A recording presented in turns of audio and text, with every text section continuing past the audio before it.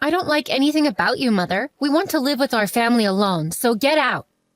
I was dumbfounded by these words suddenly hurled at me by my eldest son's wife, the same words that were said when I had to leave my parents' home alone. Now the anger surged in me at the thought of being driven out of this home as well. Well, I'll leave then, I declared and gathered my belongings to move out. That was the last straw. I swear I'll never forgive my oldest son's wife. It was time to put my plan into action.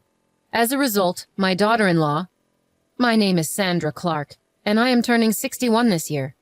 Though I'm technically retired, I'm fortunate enough to still be working. Even though I'm still working, it's not like I'm going to the office every day. I drop in occasionally and attend meetings. But nowadays, many meetings are held remotely, and I'm working from home most of the time. My oldest son seems to have the wrong idea that I'm not working anymore.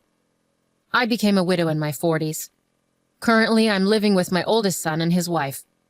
My parents' home is an old house just with a large property. It has its issues, but I really liked the place. That was the reason that made moving out difficult. I never had any financial difficulties in my life. Most of my late husband's insurance payout is still untouched. It's a lifestyle where there is no need to worry about my twilight years. Even though it seems like I'm leading a carefree life, I do have some worries. It's my oldest son's wife. Jessica, my son's wife, has a strong-willed personality and often clashes with me. This isn't something that just started recently. It started when she came to announce, "We're getting married." I can't forget the outfit she wore when she first came to introduce herself. She showed up in a tracksuit that she might have worn in high school. She said she wanted me to see her without any pretense, but I think it's an unthinkable act from a common-sense perspective. It might be too much to call it sophistry, but anyway, she's very argumentative. And on top of that, she's very articulate, which makes things difficult. I wondered why my oldest son chose her as his marriage partner. I found out later that Jessica was the one who approached my son. She may be outrageous, but she is beautiful. I think my naive and somewhat sheltered son was smitten by her. Even after they decided to get married, it was always the same story with her. If you put it kindly, she's not pretentious. If you put it harshly, she seems to lack common sense in her behavior. I really wanted to oppose their marriage, but I told myself that it's the marriage my son wished for and kept my patience. The result is what's happening now. My son didn't want to leave me alone in our family home, so he insisted we live together after the wedding. I had initially thought that Jessica would oppose, but it turned out that Jessica was also in favor of living together. The reason became clear shortly after we started living together. Jessica, however, never did the house chores and left everything to me. Cleaning, laundry, meal preparation, she left everything up to me. What's more, she was a full-time housewife. She quit the company she had been working for at the time of the marriage. Even though I don't have to go to work every day, I work remotely, so I have less free time than her. When I'm facing the computer for my job, Jessica would make comments belittling me, saying, "I'm just playing around." I used to brush it off with a laugh as it was too troublesome to argue every time. But it certainly irked me when it kept happening. "Jessica, you seem to have quite a bit of spare time. Could you help with the cleaning?" I tried asking this to Jessica, who was idly watching a TV drama. Jessica made a deeply disgusted face. She sighed exaggeratedly and said to me, "The reason I don't do housework is for your sake, Mother. Why don't you understand? It's sad that you can't appreciate my thoughtfulness." She brandished her unique theory and blamed me. According to Jessica, if she does the housework, it would deprive me of my only job. She says that if that happens, seniors become sedentary, which is unhealthy, and there's also a concern about dementia due to lack of stimulation. In other words, Jessica apparently lets me do the housework. Her ridiculous logic almost gave me a headache. "I agreed to live together to make sure you don't slack off, Mother." I was speechless and dumbfounded when she said that with a half smile. I really regret starting to live together. I regret every day that I could have avoided seeing things I didn't want to see if I had stayed separate. Doing housework while being watched by Jessica every day is nothing but agony. Reaching my limit, I decided to talk to my eldest son. It wasn't to complain about Jessica. I decided to move to an apartment where I could live alone. The house we're currently living in is old and has many level differences. I had hurt my back last year due to my age and deterioration, and there were many hard points for me. I talked to my son about the difficulty of living in this house, and I moved to an apartment.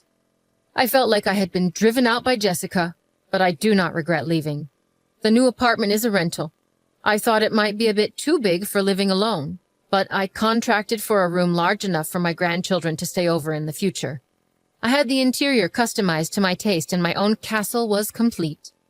But my joy was short-lived as Jessica began to come over every day and stay until night. The new apartment is really nice. Isn't it too big for you, Mother? Jessica said, lounging on the living room couch. Come on, Mother, come back to your old home and do the house chores. It's for your health and longevity. Unbelievably, Jessica is telling me to go back to the old house and do the house chores during the day. She's so self-centered and it makes me dizzy.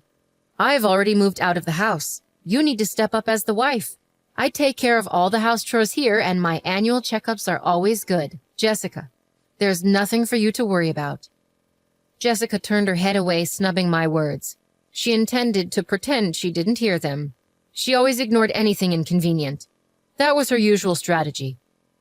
Even after that, Jessica came over to my apartment every day. Just the other day, she said, "It's too much hassle to go back," and ended up staying the night. My parents' home and this apartment are about a 15-minute walk apart. It was my eldest son who suggested I live near my parents' home because he was worried. His concern made me a little sad to leave the house. One day, when I had been out on a rare business-related outing, I returned in the evening to a surprise. To my disbelief, Jessica had let herself into my apartment. It seemed she had used the spare key I had given to my son without telling her. Welcome back," she said, lying on the floor in front of the TV, not even bothering to get up. "Jessica, that spare key is meant to be used in emergencies, not for you to let yourself in when I'm not home." I felt uncomfortable knowing that she'd been in my apartment while I was away. I replied, and for the first time I sternly told her so. She seemed taken aback, since she was used to my normally quick-to-forget anger. She shot me an annoyed look, but I stared right back. "You really are a stingy mother-in-law. I can't stand that about you." Jessica began yelling at me. "I can't stand anything about you, even this apartment. We're a family, so you should leave." With that, she tried to usher me out the front door. It seemed she couldn't stand the thought of me living in this apartment. She was upset that they were living in the old house while I was here, saying it was unfair.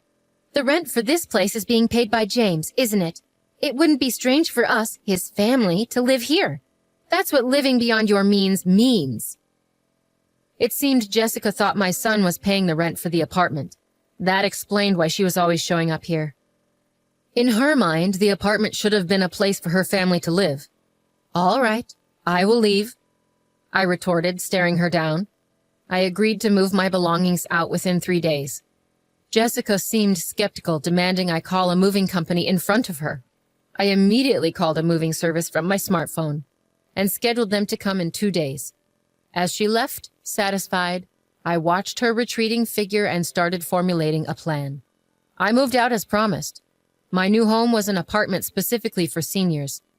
I decided to try it out for 2 weeks. I handed over the keys and lease documents to Jessica, asking for a change in the contract through the real estate agent to the landlord. As I've known the landlord for a long time, they were flexible and accommodating, which was a relief. My eldest son was furious with Jessica for kicking me out.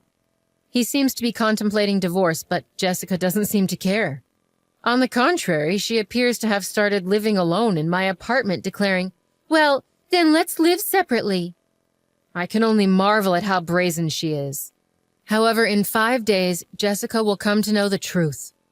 While I was working remotely, my phone began ringing repeatedly. The caller was Jessica. I had been anticipating this, so I had a recorder ready to record the conversation. I pressed the record button on the recorder and then answered the call. "Excuse me, Mother. What's the deal with the rent for this apartment? Why do I have to pay it? This isn't right." As soon as I picked up the phone, Jessica started ranting. I could tell that she was flustered. "Oh, but Jessica, aren't you the current leaseholder?" It's only right that you should pay. Is there a problem? I deliberately spoke in a calm and leisurely tone to irritate Jessica. The flustered Jessica seemed to become even more agitated. But didn't James used to pay the rent here?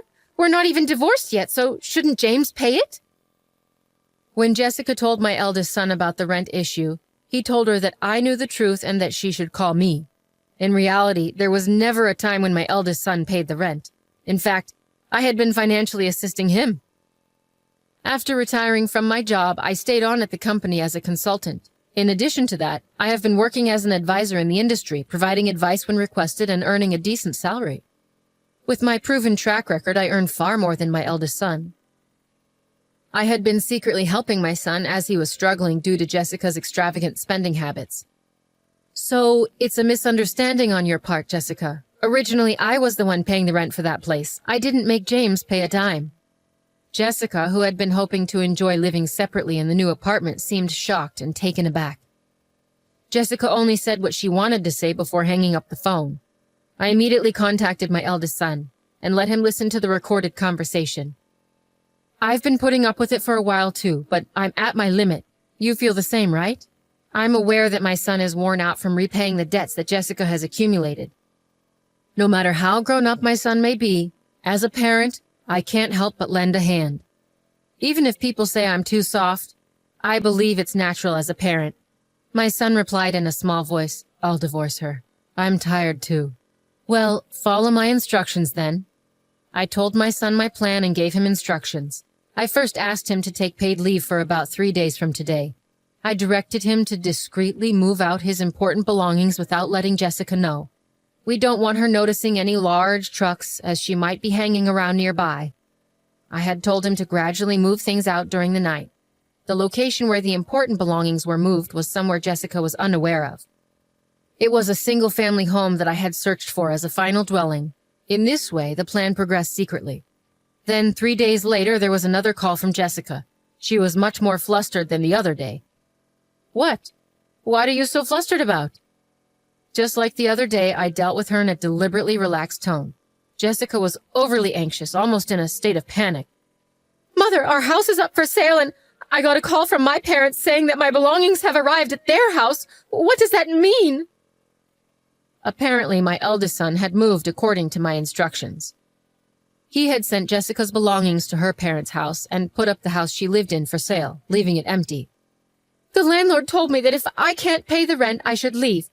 I thought I should consult with James, and when I got home, there were chains and a padlock on the gate, and I couldn't get in. There's even a for sale sign up. Jessica was almost hysterical. She must have been surprised when she got home. I have already formally entered into a sales contract with the realtor. We can't get into that house anymore. Jessica, there are a few things I want to correct. I started off like that. Now is the time to vent all my built-up stress. Firstly, I'm no longer your mother-in-law, right? Yesterday, James should have filed for divorce. You signed it, didn't you? You and I are strangers now. Yesterday, my eldest son had submitted the divorce papers to the city office. It seems that the divorce papers were signed by Jessica a long time ago. Threatening to divorce if he didn't do as she said was apparently a habit of hers. My eldest son thought that one day Jessica would rehabilitate. She was the person he had loved enough to marry. When threatened with divorce, he had no choice but to give in, as he once told me. But it seems my eldest son has woken up. He signed his name on the divorce papers that were always used as a threat and submitted them. The divorce papers have been formally accepted. You always said to James that you could divorce any time. Aren't you satisfied now that things have gone your way, Jessica? On the other side of the phone, I sensed Jessica holding her breath. She wanted to retort but couldn't find the words. She must be feeling frustrated. Besides, I'm worried about you. After divorce, you can't continue to live in that apartment without working, can you?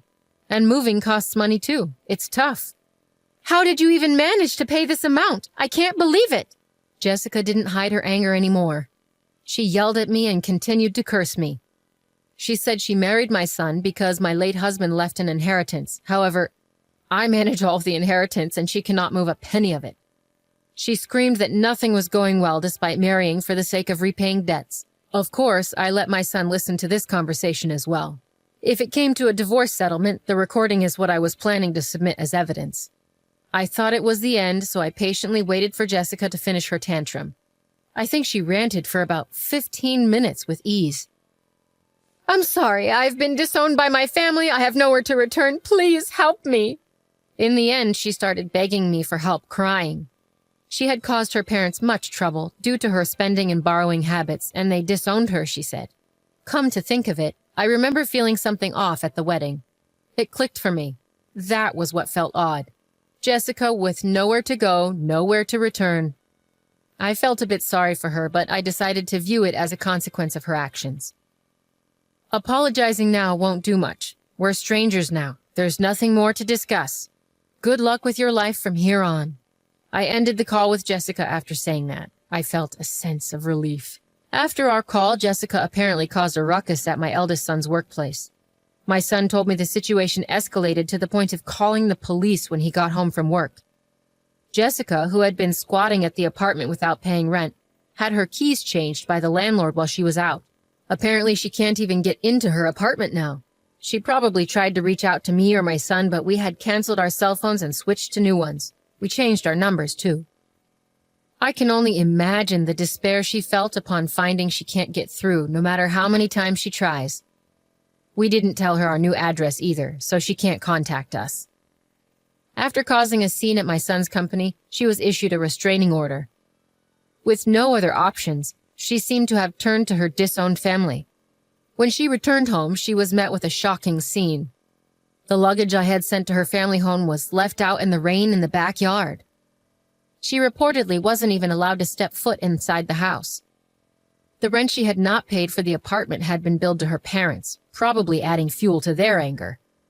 I heard rumors that she is currently staying in an apartment rented by an organization that supports homeless people.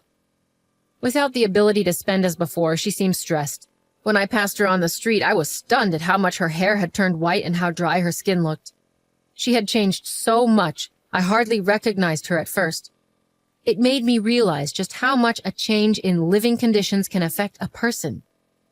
I started a new life in the house I purchased with my late husband's inheritance.